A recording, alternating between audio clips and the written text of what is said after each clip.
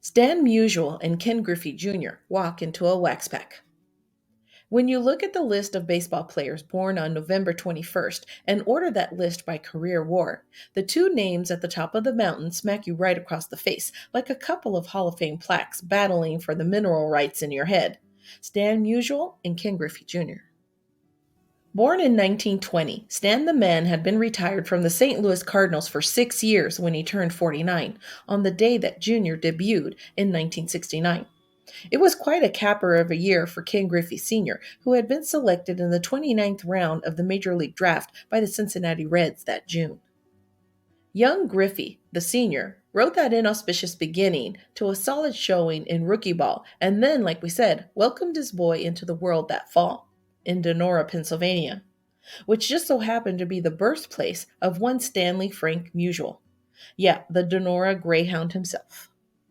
Over the next 20 years, Griffey would establish himself in the majors with the Reds and then with the New York Yankees and the Braves and the Mariners, putting together a fine career that yielded more than 2,100 hits and a trio of all-star nods.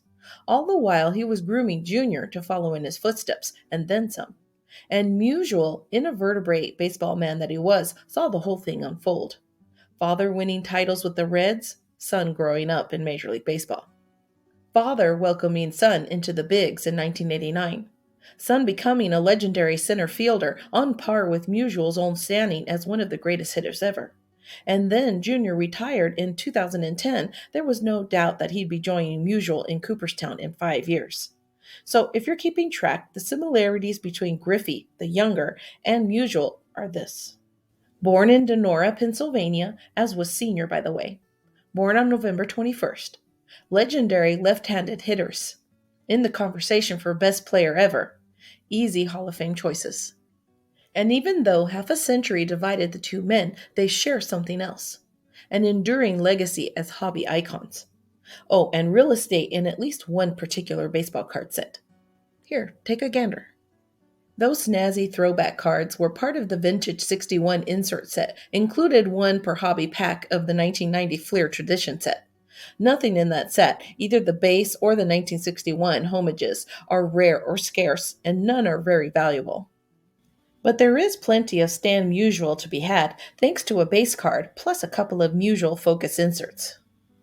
And Griffey is all over the place throughout the issue, too. Hardly surprising given that he was still in the prime of his all-time career. Put them together, side by side, on a couple of vintage mock-ups, and you have a hobby treat for the ages, regardless of how overproduced and largely forgotten the 1990 Flair Heritage set was, and is. And for just a fleeting moment, like a junior dash to the wall or a flick of Musial's wrist, it was a set that put it all together.